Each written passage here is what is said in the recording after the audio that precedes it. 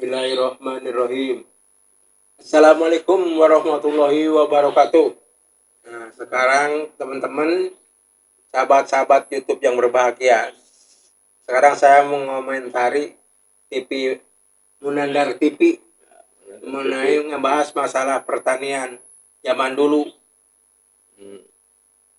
Tanah judulnya teh iya tanah dan kesempurnaan Tanah dan kesempurnaan pertanian. Judulnya Tanah dan Kesempurnaan Pertanian. Tanah dan kesempurnaan pertanian, terus dari kitab Al-Filaha. Dari kitab Al-Filaha, terjemahan bahasa Indonesia. Nah, demikian. Berarti langsung aja kita lihat. Kita langsung aja lihat. Mari kita sama-sama sambil belajar. Oke, langsung. Siap.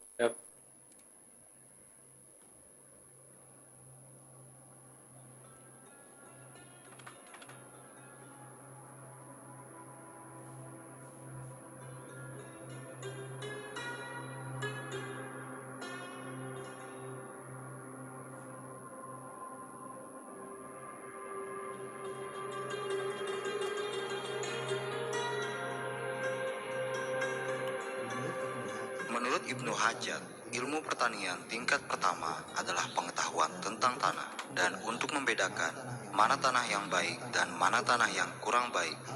Hal itu adalah mutlak, harus diketahui oleh mereka yang ingin belajar ilmu seni pertanian ini. Imam Al-Rash pernah menulis dalam karyanya yang berjudul Auskultasi Fisik, bahkan bebatuan pun dapat berubah menjadi lumpur akibat matahari dan hujan. Karena keduanya, matahari dan hujan, memiliki kemampuan mengeringkan dan melarutkan bagian-bagian benda.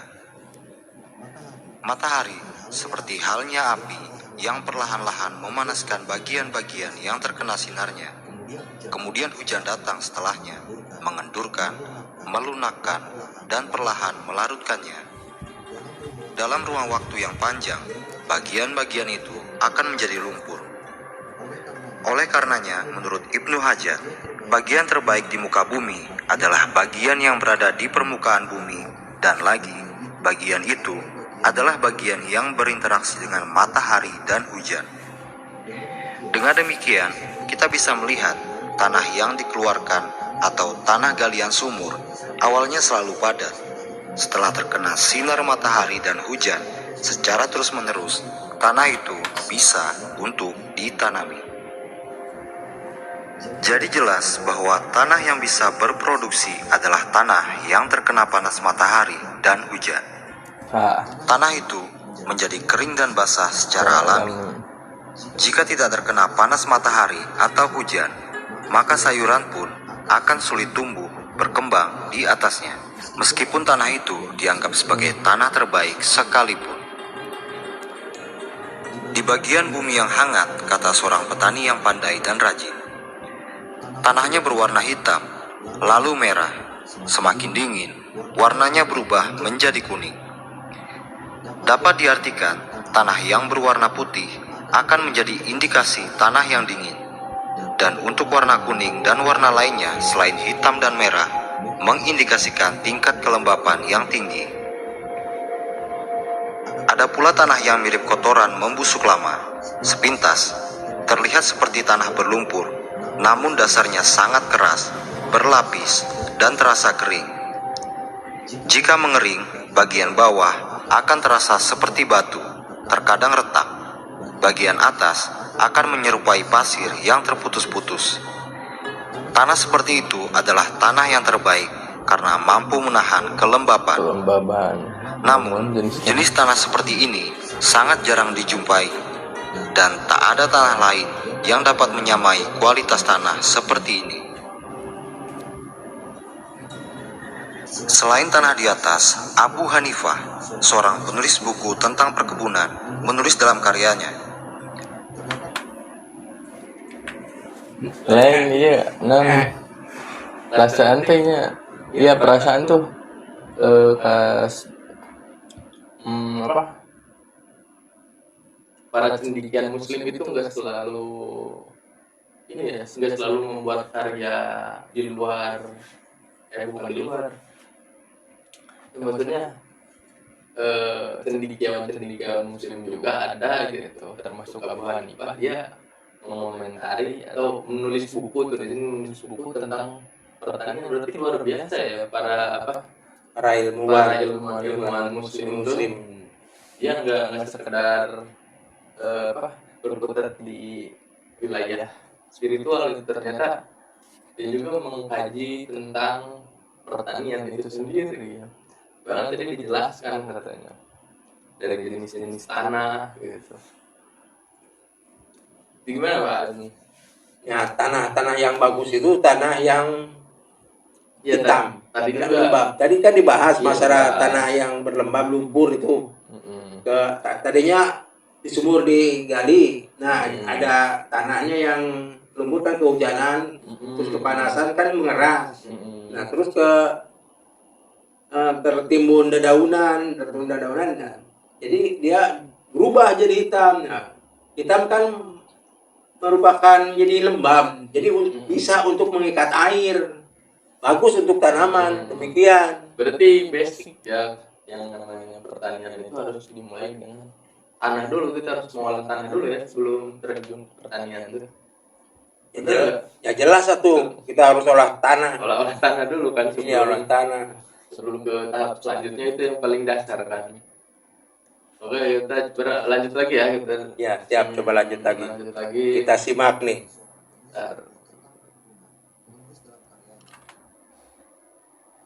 Oke. Terdapat tanah yang polos, lembut, dan sedikit berpasir.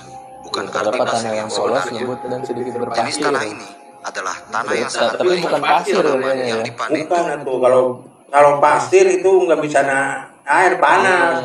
Berarti harus ada campurannya Benar. dengan kotoran hewan, Iya. dengan tanah yang lumpur, tanah biasa lah. Iya. Oke. Bentar. Dengan cara digali atau jika ditanam, akarnya akan mengisi di dalam tanah. Begitu senangnya orang yang memiliki tanah seperti ini, maka dia akan menanami tanah tersebut tanpa henti. Dan lama-kelamaan, produksi tanamannya tumbuh bagai pabrik. Namun ternyata, tanah seperti itu memiliki resiko jangka panjang yang mengerikan. Ketika tanahnya mulai mengeras, Kenapa ya? Tadi Tanah yang merah. namun ternyata tanah seperti itu memiliki resiko jangka panjang yang mengerikan, yang seperti pasir ya. Nah, seperti pasir contoh nih. Sekarang banyak pupuk-pupuk yang dari kimia. Kalau dipupuk terus di bahan-bahan sintetis, bahan kimia, tanah itu jadi kering, jadi mengeras. Soalnya mikrobanya yang itu tuh mati. Jadi mengeras, tanahnya jelek. Jadi mempengaruhi ke panas bumi. Demikian. Coba lanjut. Tapi ternyata tadi kan mengerikan ya. Iya, mengerikan. Lanjut lagi.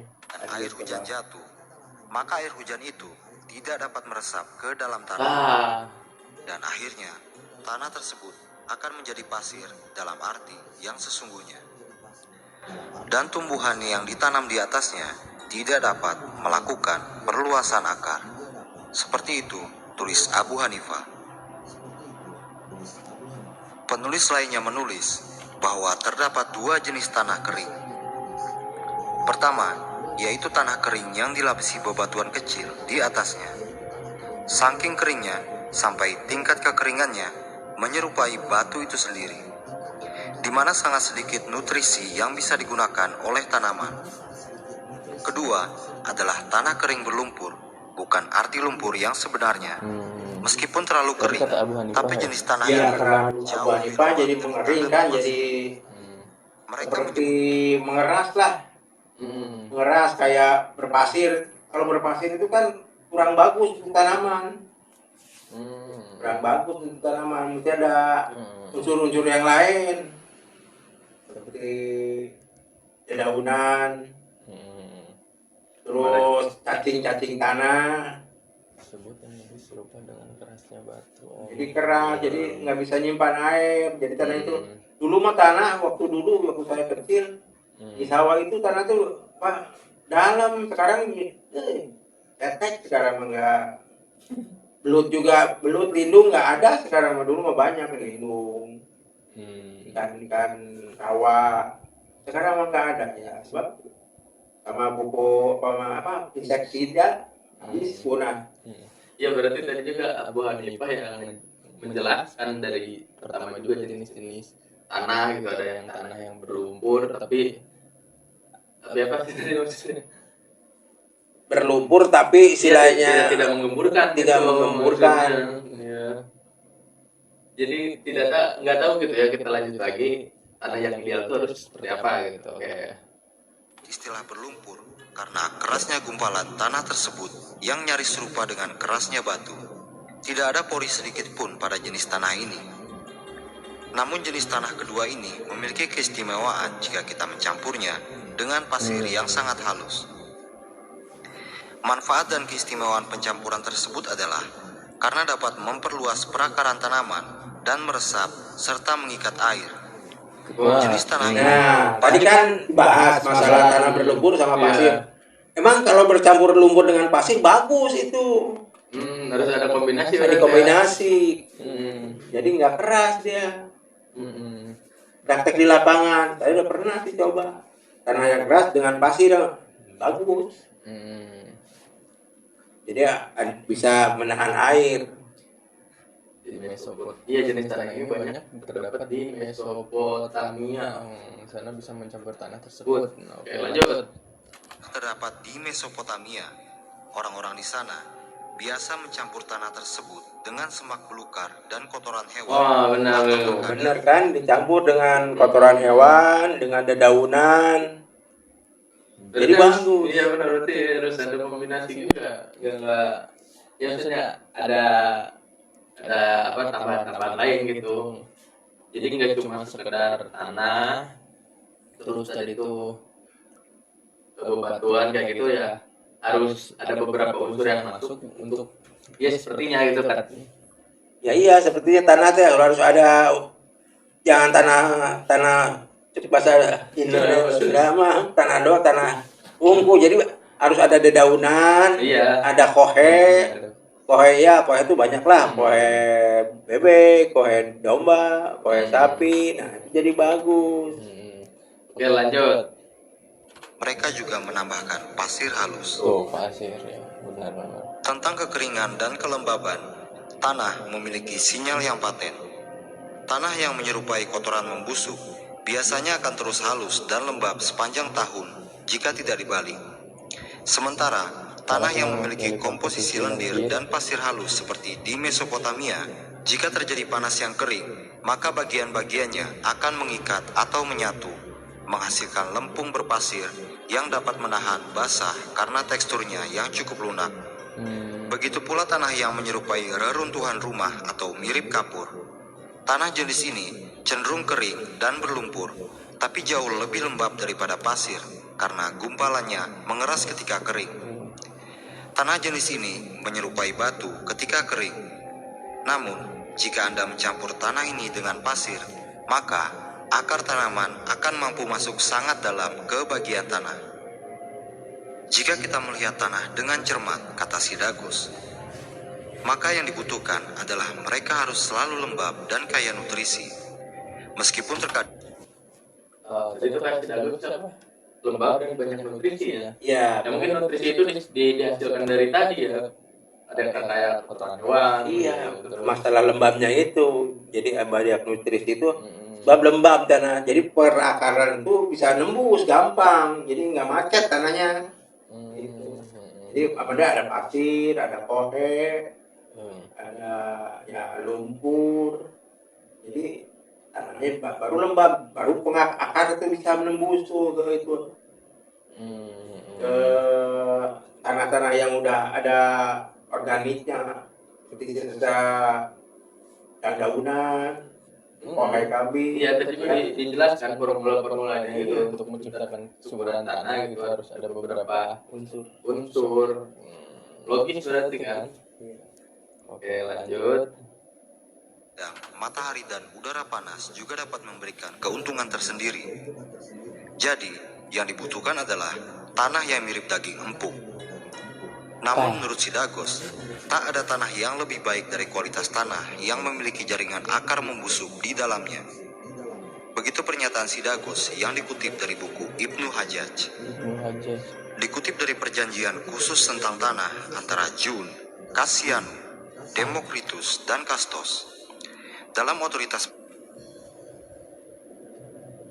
pertama ditulis, tanah terbaik adalah tanah hitam yang semakin pekat saat terkena hujan dan diikuti dengan warna ungu.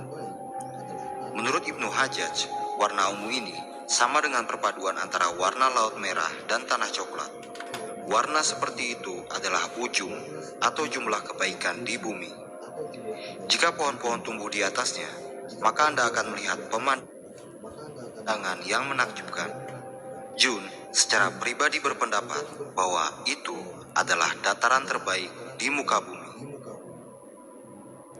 Demokritus pernah mengatakan dalam salah satu literatur, tanah yang dapat meminum semua air hujan tanpa ada sedikit pun retakan di atasnya adalah salah satu tanah yang terbaik. Tanah itu tak akan retak bahkan saat cuaca sangat kering sekalipun. Tanah yang dimaksud oleh Demokritus adalah tanah yang memiliki banyak sisa-sisa akar tumbuhan di dalamnya, yaitu tanah yang tidak pernah dibalik atau dibajak. Ibnu Hajjaj menambahkan agar tanah seperti ini tidak dibajak agar tidak menjadi lumpur atau mengeras. Demokritus juga mengatakan bahwa tanah tak boleh dibiarkan rapuh atau terlalu gembur. Meskipun jika melihat jauh di batas kota Carmona, di mana gandum dapat tumbuh baik di tanah yang digemburkan, akan tetapi kita menginginkan bukan tanah sekali pakai seperti itu. Jika Anda memperhatikan semua syarat-syarat tanah, maka kesempurnaan pertanian akan dijumpai. Dan tanah yang rapuh atau gembur itu bukanlah kesempurnaan mutlak. Mungkin bagus untuk gandum, tapi ada banyak benih yang bisa ditanam selain daripada gandum. Dan lagi, gandum itu akan lebih baik jika dikembangkan di tanah hitam nan kenyal mirip kotoran lama. Bahkan anak keturunan Anda dan anak-anak dari anak keturunan Anda masih bisa menikmati kesuburan dari tanah hitam itu selama mereka tidak memecah-mecah atau membajak tanah itu. Itulah pertanian yang berkualitas yang bisa diwariskan. Benar ya, berarti tadi kayak nggak selalu gitu ya tanah yang gembur, berarti gimana kita mau tanamnya gitu kan. Ya maksudnya tadi juga disebutkan gitu, kalau tanah gembur itu juga belum tentu bagus. Berarti ada tanaman-tanaman tertentu kan, kalau misalkan ya kalau dalam masalah pertanian itu. Ya, iya, kalau tanah gembur itu belum tentu subur. Iya. Itu harus kita olah lagi. Seperti dicampur dengan ya tadi dedaunan yang lapuk, dengan kue kembali lagi ke tadi baru. Sebab itu kan bisa lembab, tanah itu bisa gimana ya, bukan gembur itu jadinya gimana, bisa menyimpan kalau hujan itu bisa menyimpan air itu kalau gitu. Jadi lembab lah istilahnya. Enggak, maksudnya ya tadi itu kekeringan gebelah gitu. Kalau tanah yang belah itu wah jelek itu. Contoh nih ya, pohon cengkeh kalau tanahnya belah di daerah Kerawang nih, mati tuh cengkeh. Beda dengan di daerah Wanayasa tuh, daerah-daerah dingin bagus tuh. Ya, berarti setiap tumbuhan atau kita mau nanam, otomatis kan kita harus tahu karakteristik tanahnya dulu gitu kan. Dan juga nggak bisa diidentikan bahwa tanah yang gembur itu bagus kan. Tadi kan kata Demokritus tuh, jadi katanya ya ada tanah khusus gitu, emang tanah itu hitam bagus untuk gandum kan maksudnya. Iya. Ya, jadi kita harus tahu juga gitu kalau mau tanam apa, terus gimana itu cara ininya apa, olah tanahnya kan. Ya iya. Harus tahu jadi tanaman apa nih yang kita mau tanam. Seperti gandum kan, gandum istilahnya walaupun airnya kurang, tetap tumbuh gandum. Beda lagi dengan cabai gitu ya. cabai sawah, iya, cabai itu apa padi. Oke. Padi juga ada yang tanam di ladang. Coba lanjut lagi. Ibnu Hajjaj juga menegaskan pada bagian ini, jangan melakukan penaburan atau penanaman tanaman tertentu saja. Taburkan juga tanaman yang lainnya. Setelah panen, biarkan rumput-rumput tumbuh, maka panen-panen berikutnya akan berlipat ganda dengan izin Allah. Wow.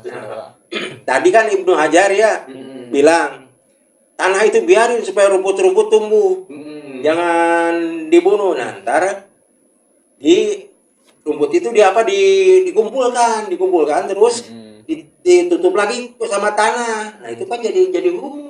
Iya, Jadi bisa ke sana gitu. Iya, itu tadi Ibnu Hajar ya. Lanjut. Coba. Menurut Kastos, tanah terbaik adalah tanah tinggi yang mampu meminum banyak air hujan dan subur. Tanah ini dikhususkan untuk tanaman sayuran dengan kriteria tanah tidak boleh berwarna terlalu putih, tidak bertekstur terlalu kasar, atau tidak terlalu rapuh saat musim panas. Alasannya adalah tanah seperti ini mudah dipadatkan saat masuk musim dingin dan tidak mudah kering saat musim panas. Tanah ini juga cocok untuk kebun, terutama jika dicampurkan kotoran hewan dengan perbandingan sama. Meskipun agak sedikit retak-retak saat memasuki musim panas, namun dengan mencampurkan pasir ke dalamnya, dia tetap bisa menumbuhkan tanaman dengan baik saat keadaan kering. Karena akan menghasilkan endapan lumpur yang akan memberi makan tanaman. Jika Anda menyiramkan air saat musim kering, maka semakin banyak endapan lumpur yang terbentuk. Anda tahu, sayuran sangat menyukai kondisi tersebut. Tapi jika Anda menambahkan terlalu banyak pasir, maka tekstur tanah akan berubah menjadi tanah liat.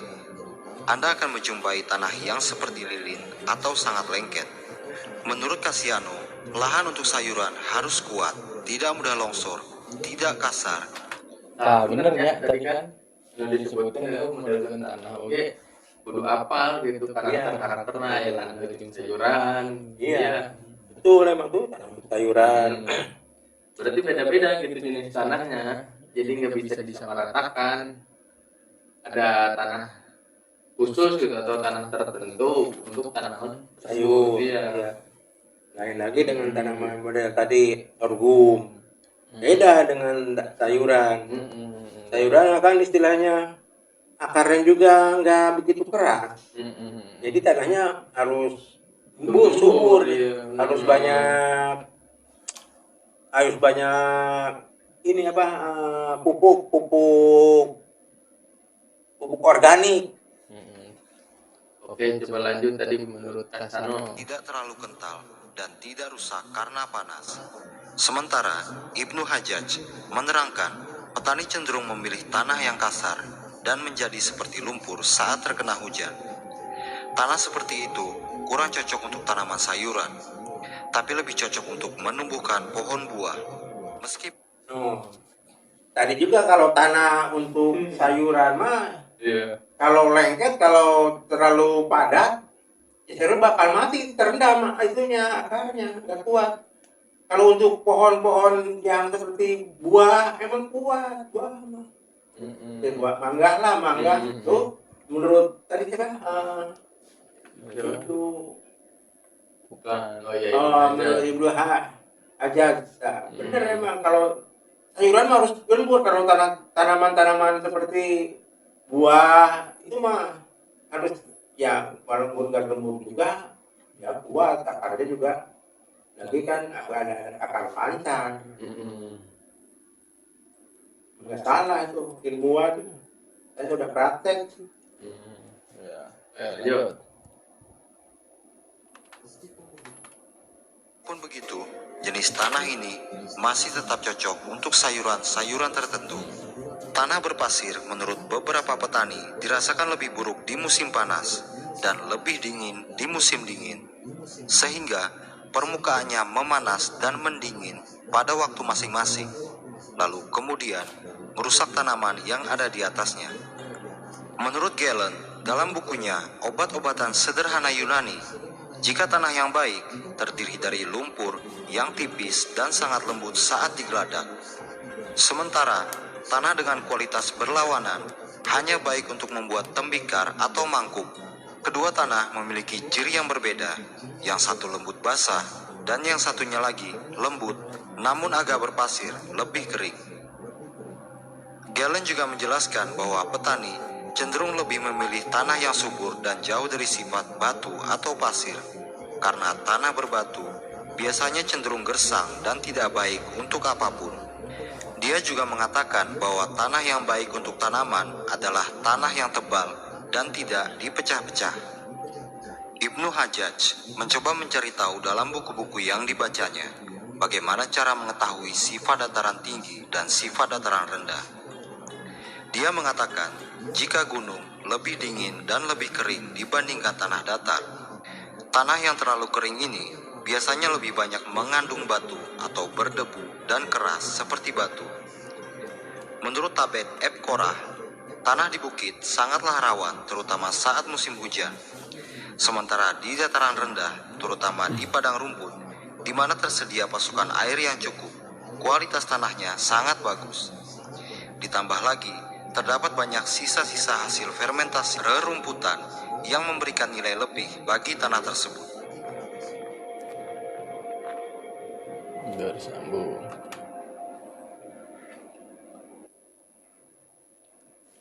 Jadi gimana Pak? Komentarnya? Nah, komentarnya emang bagus. Para ilmuwan-ilmuwan dulu juga udah memahami masalah pertanian.